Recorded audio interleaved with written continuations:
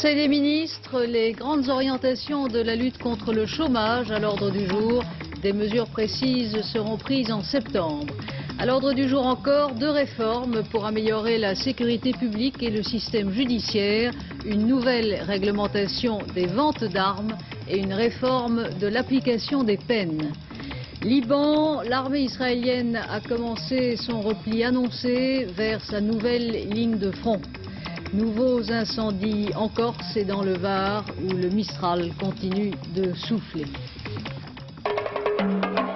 Madame, Monsieur, bonsoir. Comme tous les mercredis, réunion du Conseil des ministres, ce matin à l'Élysée, le dernier conseil avant la pause de la mi-août qui permettra aux ministres de prendre quelques vacances avant de se retrouver le 17 août prochain. Le Premier ministre Pierre Mauroy, qui a présenté un bilan plutôt favorable de l'application du plan de rigueur, a évoqué les grandes orientations qui vont guider l'action de son gouvernement en matière de lutte contre le chômage. Le dispositif précis en sera arrêté en septembre, ce qui laisse à penser que le débat se poursuit au sein même du gouvernement. 3 priorités apparaissent déjà: la formation des jeunes, la réduction du temps de travail et son aménagement, et surtout une gestion plus efficace de la masse de chômeurs inscrits à l'ANPE. Le gouvernement veut améliorer le fonctionnement de l'agence, en accélérer l'informatisation et mieux cerner le profil des chômeurs, notamment ceux qui ont 55 ans et plus et qui pourraient être mis à la retraite. En tout état de cause, une remise à jour des fichiers de l'ANPE apparaît nécessaire, comme le souligne ce responsable qu'a rencontré Laurent Carenzo. Un dégraissage des fichiers de l'ANPE, et c'est un chiffre que je vais citer qui remonte déjà à plusieurs années, mais qui était constant dans l'esprit des gens qui appartenaient à la mission permanente d'inspection de l'agence en particulier. On peut considérer qu'un dégraissage amènerait une disparition de 30% des demandes d'emploi. Monsieur Salmon Martel, responsable de plusieurs ANPE à Paris, dit brutalement ce que beaucoup de fonctionnaires pensent tout bas. Dans cette agence du 15e arrondissement de Paris, on évalue à 15% le nombre de demandeurs qui devraient relever d'autres systèmes de protection sociale, retraite, invalidité ou aide sociale. C'est notamment tout le problème des chômeurs de plus de 55 ans que le gouvernement veut régler à la rentrée. Dans cette agence, près de la moitié des plus de 55 ans sont au chômage depuis plus de 2 ans, sans espoir de trouver du travail. Dès qu'on propose la candidature d'un demandeur d'emploi qui a dépassé 50 ans, les portes des entreprises se ferment. La qualification aussi? Alors bien souvent, ces gens-là ont acquis des qualifications qui ne correspondent plus à ce qu'on recherche maintenant. Alors ils se maintiennent dans nos fichiers jusqu'au jour où ils ont droit à prétendre à une bonne retraite. Mais est-ce véritablement des demandeurs d'emploi? Non, je ne pense pas. Et je dirais que 80% de ces gens-là jamais ne retrouveront un travail actuellement. Si tout le monde est à peu près d'accord sur la nécessaire remise à jour des fichiers, celle-ci devra se faire avec beaucoup d'attention et de prudence, en tenant compte des drames humains, souvent cachés par les statistiques. Autre dossier à l'ordre du jour du Conseil des ministres, un dossier présenté par le garde des Sceaux, Robert Badinter, et qui vise à améliorer le système judiciaire. Les décisions concernant l'exécution des peines seront désormais du ressort d'un tribunal composé de 3 magistrats du siège. Marcel Trier. Cette réforme concerne d'une part l'application des peines et d'autre part la procédure de révision en cas d'erreur judiciaire. Une instance nouvelle est créée, le tribunal d'application des peines, qui est composé de 3 juges. Tâche principale de ce tribunal, décider souverainement de toute mise en liberté conditionnelle lorsqu'il reste au détenu plus de 18 mois de prison à accomplir. Cette décision dépendait jusqu'ici du garde des Sceaux, donc du pouvoir exécutif. Ce nouveau tribunal pourrait consulter l'administration pénitentiaire, la partie civile, donc la victime, ainsi que des experts psychiatres, avant de prendre toute décision.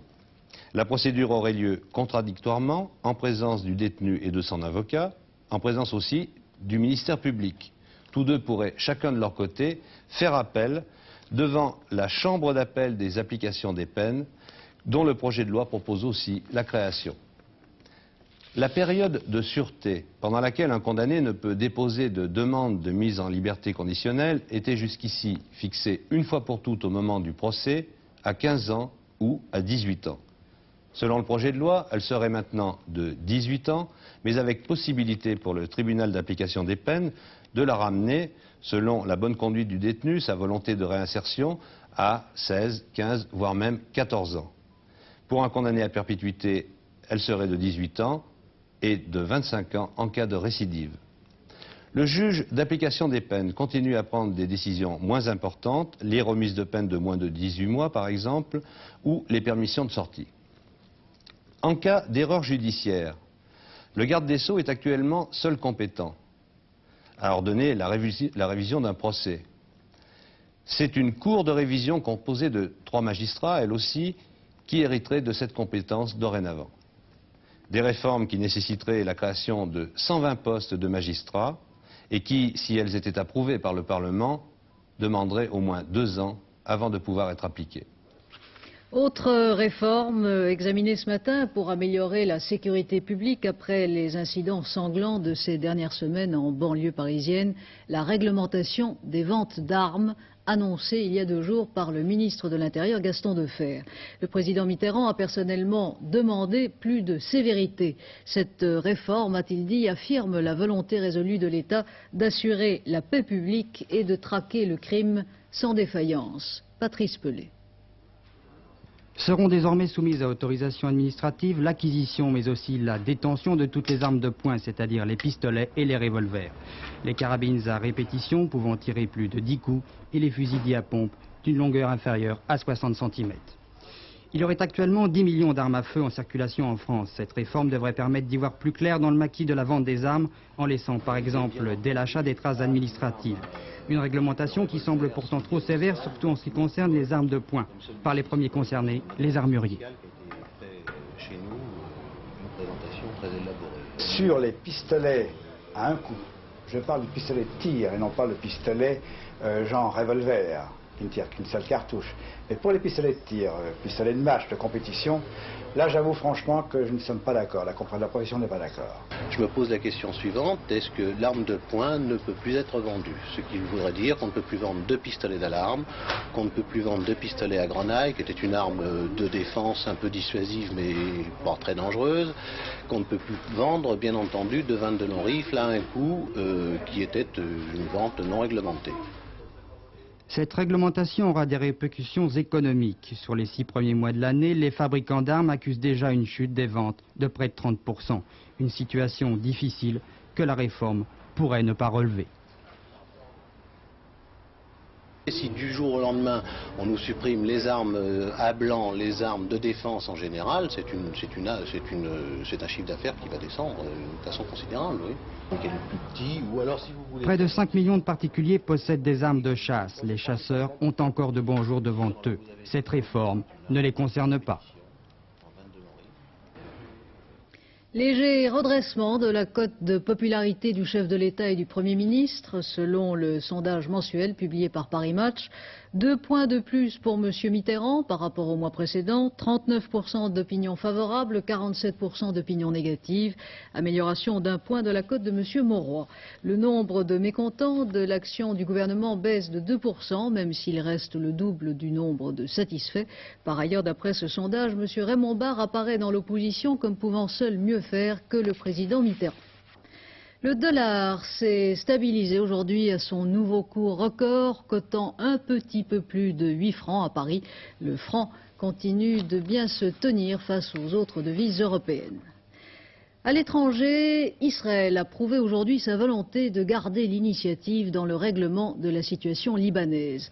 Choisissant le moment où le nouvel envoyé spécial américain Robert McFarlane se trouve à Jérusalem pour exprimer aux responsables israéliens les réserves américaines et libanaises concernant le redéploiement de l'armée israélienne au Liban, le gouvernement israélien passe outre et ordonne le retrait partiel de son armée vers sa nouvelle ligne de front. Sur le terrain, ce retrait partiel israélien provoque l'inquiétude et les réticences des milices chrétiennes libanaises, comme l'a constaté Didier Eppelbaum. Les résidus de l'idylle entre Israël et les phalanges partent en fumée. Manifestation, grève générale, Israël veut évacuer une caserne des phalanges. Officiellement, il accuse les forces libanaises d'avoir transgressé un accord en terrorisant des Palestiniens et des musulmans. Mais une source israélienne informée nous dit qu'en fait, l'armée israélienne craint un nouveau massacre dans la région de Saïda, au sud-Liban, sur le modèle de Shatila. La population chrétienne a convergé vers Kfar Felous pour empêcher l'expulsion, ambiance survoltée car une manifestation à Jezine a attisé la colère. Pourquoi est-ce que les soldats israéliens ont tiré leurs fusils? Les soldats israéliens ont tiré ce matin. Oui, ce matin. Lorsque nous étions groupés ici, ils ont tiré leurs fusils. Mais nous sommes sûrs que nous ne sommes pas des ennemis pour Israël. Et nous sommes plus forts. Et je vous assure, lorsque les soldats israéliens ont tiré leurs fusils, nous n'avons pas peur d'eux. Parce que c'est quelque chose d'habitude pour rapport à nous. Vous êtes prêts à affronter les soldats israéliens pour ça? Ça dépend de la politique de notre pays. Les chrétiens de Jezine sont contre le retrait partiel israélien qui les coupera des forces phalangistes de Beyrouth. Ils ont peur de se retrouver en première ligne avec les Druzes du Chouf à droite, des musulmans en face et dans la vallée, le fameux fleuve Awali, limite future de la présence israélienne. C'est au pied de leur ville que passe le seul pont qui permet à des véhicules de franchir l'Awali dans cette région. Les Israéliens comptent d'ailleurs un peu sur eux pour empêcher d'éventuelles infiltrations palestiniennes. Les chrétiens sont d'autant plus inquiets que les travaux du redéploiement ont commencé depuis une semaine. De l'aube au crépuscule, les entrepreneurs libanais élargissent à un rythme accéléré la route qui relie la frontière à Jezine.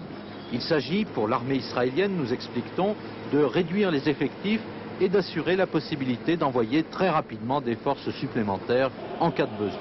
On prépare aussi l'infrastructure des nouveaux campements pour le deuxième hiver au Liban. L'armée israélienne, en tout cas, ne perd pas une minute. Au Conseil de sécurité des Nations Unies, les États-Unis ont par ailleurs opposé leur veto à une résolution arabe condamnant Israël pour les récents incidents de Hébron en Cisjordanie. Le Conseil de sécurité examine en ce moment même à huis clos la situation au Tchad, tandis que de son côté, l'Organisation de l'Unité africaine appelle à la réconciliation nationale. Dans un cas comme dans l'autre, ces pressions diplomatiques ont peu de chances d'aboutir. L'aviation libyenne bombarde toujours Faye-Largeau au nord du pays. Des missiles antiaériens américains et 4 conseillers militaires américains ont été envoyés par Washington pour soutenir le gouvernement tchadien. Washington paraît plus décidé que jamais à intimider la Libye. On l'a vu encore hier où 2 avions de combat américains ont failli se heurter à 2 appareils libyens. Jean-Marc Illouz. Incident grave frôlé de justesse lundi dans le golfe de Sirte, dans les eaux territoriales revendiquées par la Libye. 2 MiG-23 libyens qui serraient d'un peu trop près le porte-avions américain Eisenhower ont finalement décroché devant l'intervention des chasseurs américains chargés de la protection de l'œil et de l'oreille de Washington en Méditerranée et en Afrique orientale. Il y a 2 ans, dans les mêmes circonstances, les avions américains avaient abattu 2 appareils libyens. Voici en tout cas des missiles solaires que Washington dépêche sur le terrain avec 4 conseillers militaires chargés de former en quelques jours au maniement de ces armes les troupes gouvernementales tchadiennes, actuellement sans défense antiaérienne. À N'Djamena même, ce sont toujours les 2000 soldats zaïrois qui assurent la protection de la capitale. Le Zaïre pourrait envoyer 1 millier d'hommes supplémentaires très bientôt. Mais à 800 km de là, à Faye-Largeau, à moitié rasé par l'aviation libyenne, les troupes régulières d'Hissène Habré s'accrochent toujours aux dunes de la Palmeraie. Mission, protéger coûte que coûte la piste de l'aéroport. C'est par là qu'arriveront les armes antiaériennes. En attendant, c'est dans la population civile que l'on compte le plus de victimes. Les premiers blessés par bombe au phosphore sont arrivés hier dans les hôpitaux de N'Djamena. Et le rayon d'action des appareils zaïrois est trop court pour aller intercepter les MiG-23 libyens. Voici les prisonniers libyens officiellement capturés dans le nord-est, la Libye qui nie toujours intervenir au Tchad et qu'à la différence de Washington, Paris n'accuse pas publiquement de participer au combat. Visant les États-Unis et la France, l'Union soviétique condamne officiellement aujourd'hui ce que l'agence TASS appelle l'ingérence des puissances impérialistes dans les événements du Tchad. Pologne, la direction clandestine de solidarité se manifeste à l'approche de l'anniversaire des accords de Gdansk. Les dirigeants du syndicat dissous appellent la population à manifester pacifiquement le 31 août prochain et à boycotter ce jour-là les transports en commun. Par ailleurs, Lech Walesa, dans un entretien à un journal italien, affirme que lors de leur rencontre, le pape Jean-Paul II ne lui a pas demandé de quitter la scène politique dans son pays.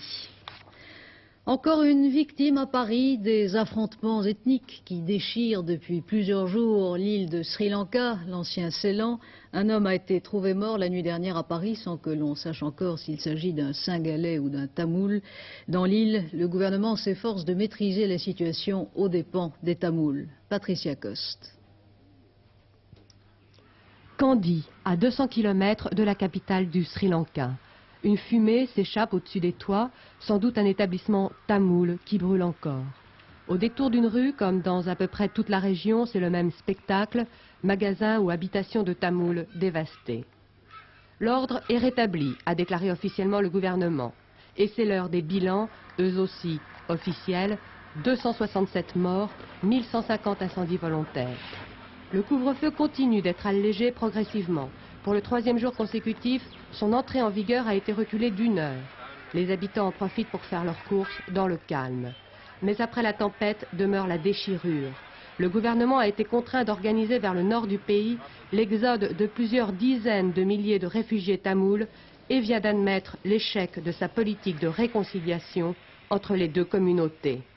3 partis de gauche ont été interdits et 19 de leurs dirigeants arrêtés. Il s'agit du pays le plus riche du monde et pourtant 15% de la population vit en dessous du niveau de pauvreté fixé par le gouvernement. Aux États-Unis, des gens ont faim, des Noirs surtout, mais aussi des Blancs frappés durement par le chômage et par la réduction des programmes d'aide alimentaire liés aux coupes du budget fédéral. La situation est telle dans l'atmosphère préélectorale qui s'installe déjà aux États-Unis que le président Reagan a formé un groupe de travail sur la faim. La faim, Alain Cancès l'a vu rôder dans une petite ville du nord des États-Unis qui vivait jusqu'ici de l'industrie du bois.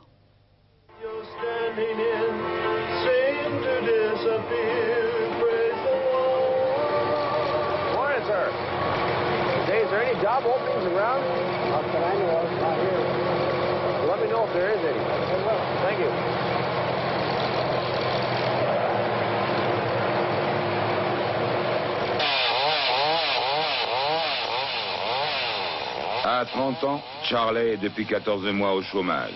Il ne touche aucun secours, si ce n'est 85 $ par mois de food stamps, de bonne nourriture. 500 francs pour faire vivre sa femme et son bébé. Incapable de payer ses traites, Charlie a déjà perdu sa maison et dans quelques jours, les huissiers vont venir chercher la voiture. La famille de Charlie vit dans un trailer, une grosse caravane installée sur un terrain de camping. The car will go back in a few weeks. We lost the house this spring, about 8 months ago. So we're just kind of toning back, cutting back to, you know, to what we can afford, and even that's kind of difficult. Live by cash and live inexpensive as possible and use as many resources and be as resourceful as possible. There's a preacher that came over last week and brought us a few things, brought us some soap and dish detergent and things like that. And nice little get to visit, see how we were doing. Very thoughtful, very thoughtful. And I guess he brought us some potatoes and some apples and some carrots, which is real nice. And, I know 2 or 3 people who have lost cars. And I was talking with someone last night, was it, or the night before last, that said that he knew 3 people have lost houses in the area. So we're really not alone, and other people are aware and helpful. I think that helps to accept, that you know that it's not totally my fault, that the economy, the whole national economy has something to do with it, that everybody's losing their jobs and losing their belongings, possessions. Charlie fabrique des sifflets en bois qu'il essaye de vendre dans les foires et les magasins de la région. Sa femme gagne 300 francs par mois en gardant les enfants le dimanche matin à l'église. Un geste de charité ou plutôt une preuve de la solidarité, de la fraternité qui est de règle dans cette région et qui seuls permettent à Charlie et à sa famille de survivre.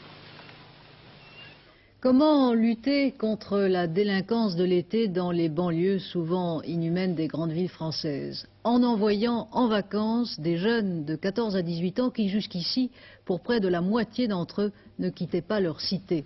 Telles sont l'idée et l'opération lancée l'an dernier par le ministre de l'Intérieur Gaston Defferre. Une opération qui cette année se déroule dans 11 départements grâce à la coopération de plusieurs ministères. Un exemple, les vacances de ces garçons et filles de Limoges. On peut aller se balader, on peut faire des jeux, tout. Quand on est tout seul, c'est pas tellement marrant. Je m'ennuie pas ici. Je fais quand même de la voile et du cheval que j'ai jamais fait. L'opération Prévention été 83 concerne en France 100 000 jeunes. Il s'agit soit d'animations de quartier, soit comme ici à Saint-Pardoux, de séjours d'initiation à des activités de loisirs.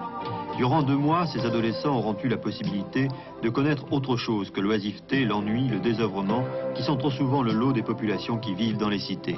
Là justement où la moyenne délinquance a vite fait de prendre racine.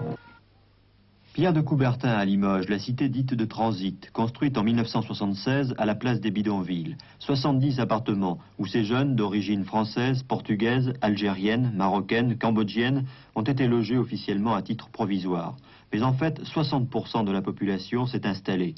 Une fois le loyer payé, certaines familles disposent ici pour se nourrir et se vêtir de 20 francs par jour et par personne. Faut-il encore demander aux enfants de Coubertin, les vacances, c'est quoi pour vous ? Ouais, ben les vacances, c'est un moment de repos. Enfin, on a bossé à l'école pendant toute l'année, alors on voudrait bien avoir un peu de repos. Libres de faire ce qu'ils veulent, échapper surtout à cet ennui que tous, presque sans exception, ont évoqué lorsqu'ils ont eu la parole. C'est le but recherché par les éducateurs, dont le rôle pendant le séjour est le moins directif possible. Les tâches matérielles, bien sûr, coordonner les activités, voile, équitation, baignade, assurer le ravitaillement et puis surtout créer un état d'esprit.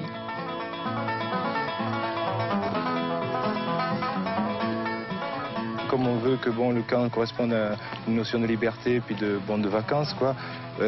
Donc pour éviter quelques dérapages, il est nécessaire aussi d'avoir un responsable qui soit sur place pour permettre de réajuster un petit peu lorsqu'il y a des dérapages. Vous intervenez souvent de façon autoritaire? Non, mais de temps en temps, oui, pour tout remettre en place, quoi. Parce que bien souvent, on s'aperçoit que lorsqu'on laisse un petit peu passer, ça se détériore et puis... La demande, elle est permanente dans certains quartiers des grandes villes. Par exemple à Beaubreuil, où s'entassent dans des immeubles trop serrés 15 000 habitants. Beaubreuil, où certaines tours, entièrement vides, ont été cadenassées parce que personne n'y habite. Plus de 20% des logements restent inoccupés. Organiser des activités pour les jeunes ici, ce n'est vraiment pas du luxe. Une affaire de fausses factures découverte à Toulouse. Le directeur de la Mutuelle nationale des préfectures a été écroué. Encore des incidents à Levallois-Perret entre la nouvelle mairie RPR et les syndicats. La police est intervenue pour rendre aux syndicats l'accès à la bourse du travail, brièvement occupé par des agents communaux. Le maire Patrick Balkany se plaint au secrétaire d'État à l'Intérieur, Joseph Franciski. La CGT et le Parti communiste dénoncent de leur côté les méthodes du maire. Le sport maintenant et d'abord du football avec ce soir la 3e journée du championnat de France. 2 matchs à suivre plus particulièrement. Nantes-Paris Saint-Germain qui pourrait bien être une revanche de la finale de la Coupe. Autre rencontre prometteuse, Lens-Monaco. Le leader actuel affronte une bonne équipe entraînée par l'ancien Rémois Lucien Muller. La boxe descendra dans l'arène vendredi prochain à Nîmes. Les arènes de Nîmes seront en effet le théâtre d'un triple championnat d'Europe. Le combat vedette sera dans la catégorie des moyens. L'affrontement entre le champion d'Europe en titre, Louis Acariès, et son challenger Stéphane Ferrara. Serge Méret et Gérard Derlet ont vu Acariès à l'entraînement à Nîmes. À pied d'œuvre depuis le 5 juillet, l'entourage de Louis a cherché à placer le champion d'Europe dans les conditions du combat. Chuck Talamy, son entraîneur américain, est venu tout spécialement de Miami. Un plan de travail rigoureux a été concocté. Quels sont les conseils que vous lui prodiguez en fonction du prochain championnat d'Europe? Bien, je ne connais pas Ferrara, mais on m'a dit comment il boxe. C'est la même chose, il est en forme, premièrement. Il doit utiliser il a des mouvements naturels, mais parfois il ne prend pas l'occasion de frapper. Alors il doit frapper toujours, il doit être toujours en... Prendre l'offensive. Oh, c'est ça. Vous êtes super welter, vous allez combattre dans la catégorie des moyens. Mais après, il y a dans cette catégorie un certain Marvin Hegler. Je n'ai pas d'alternative, puisque Duran, champion du monde des super Walter, va rencontrer Hagler, champion du monde des poids moyens. Je pense que si je parviens à arriver à ce stade des classements et au mois de février pour l'ouverture de Bercy, je pense que ça sera un ou l'autre et je prendrai le vainqueur. Mais au préalable, j'ai encore 6 mois pour m'y préparer. Je ne suis pas tout à fait prêt. Je vais m'y préparer en conséquence. Mais avant tout ça, il y a ce championnat d'Europe à Nîmes. Les courses ont pris leur quartier d'été, Pierrette Bresse aussi, qui nous propose pour le quartet de demain à Deauville.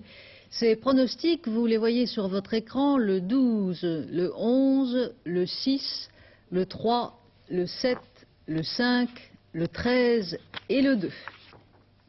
Venons-en maintenant à la triste chronique des incendies de l'été avec les toutes dernières informations. Je vous le disais en ouvrant ce journal, un nouveau foyer d'incendie a éclaté en Corse, dans la région de Porto Vecchio, et dans le Var, 2 nouveaux incendies se sont déclarés cet après-midi, des incendies qui pourraient bien être d'origine criminelle, comme ceux d'hier où 9 pompiers ont été blessés.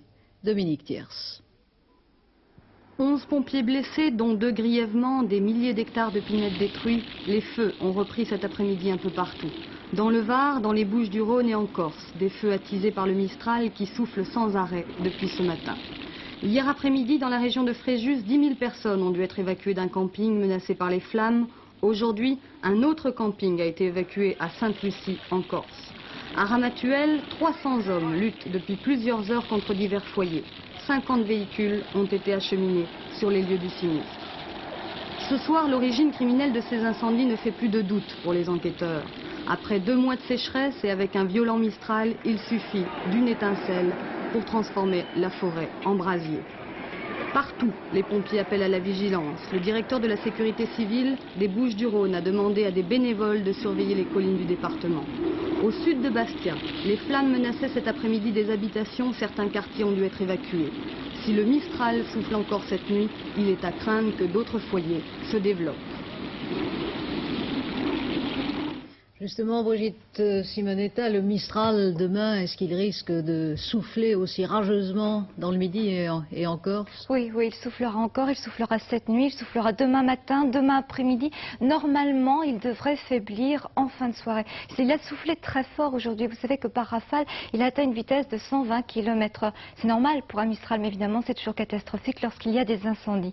Et je crois qu'il faut bien mettre les choses au point. Ce ne sont pas les conditions météorologiques telles que le Mistral ou la sécheresse qui règne en ce moment dans le sud. Il n'a pas plu suffisamment depuis 5 ans. Ce ne sont donc pas ces conditions qui font naître le feu. Le feu ne naît pas de rien. Il y a toujours au départ une action de l'homme, une intervention humaine. Si ce n'est pas un acte criminel, c'est une négligence. Alors il faut être très très prudent demain encore à cause de ce Mistral. Maintenant pour l'ensemble de la France, demain disons que ce sera du beau temps, mais tout de même à notre anticyclone nous ne mettrons qu'un peu mieux faire. Pourquoi? Eh bien, vous allez le comprendre avec la photo satellite. Notre anticyclone, il est toujours là, situé sur l'Atlantique et il s'étend sur la France, mais pas suffisamment et il laisse le champ libre à une masse d'air instable qui descend, qui est signalée par tous ces points blancs, par cette tache énorme, ce sont des nuages. Alors tout cela nous donne comme tendance pour demain, que nous allons voir sur la carte, des brumes et des brouillards matinaux qui s'étendront à peu près sur tout le pays. Ils se dissiperont assez rapidement de l'Aquitaine au centre et jusqu'à la région parisienne. En revanche, les nuages resteront présents sur les côtes de la Manche toute la journée. Ce ne sera pas du mauvais temps, mais ce sera une alternance d'éclaircies et de nuages. Nuages aussi sur le nord-est, cette fois accompagnés de pluie. Ce sont des petites pluies, on ne pourra pas parler d'averses, mais plutôt d'ondées. Enfin, sur le sud, des risques d'orage le matin sur la Corse, et puis le ciel sera balayé très vite par ce Mistral dont je vous parlais. Les températures, elles seront quasiment stationnaires, allant de 18 degrés sur Cherbourg à un maximum de 31 degrés prévus sur Nice. Une moyenne de 21 degrés au nord de la Loire, de 24 au sud de la Loire. Nous sommes en dessous des moyennes saisonnières de 2 à 3 degrés. Et puis attention, je vous signale que ces températures sont prévues pour l'après-midi. La matinée, quant à elle, restera très très fraîche. Et bien demain nous serons le jeudi 4 août, le soleil se lèvera à 6h29, il se couchera à 21h24, ce sera la Saint-Jean-Marie-Vianney à prendre en bloc. Une nomination à saluer enfin à la tête de l'une des sociétés publiques de l'audiovisuel. Bernard Millet, 37 ans, est le nouveau président de la société financière de la radio, la Sophirad. Il remplace Michel Cast qui devient président de la Loterie nationale et du Loto. Voilà, 23h15, Isabelle Béchler vous présentera notre édition de la nuit et il sera question des problèmes du tourisme dans le Midi avec Patrick Glos, conseiller régional pour la Provence-Côte d'Azur et délégué au tourisme, et aussi notre confrère François Quibillet, journaliste à Var Matin. Demain à 12h45, vous avez rendez-vous avec Noël Mamère qui vous présentera Antenne de Midi et j'aurai le plaisir de vous retrouver demain à 20h. Très bonne soirée.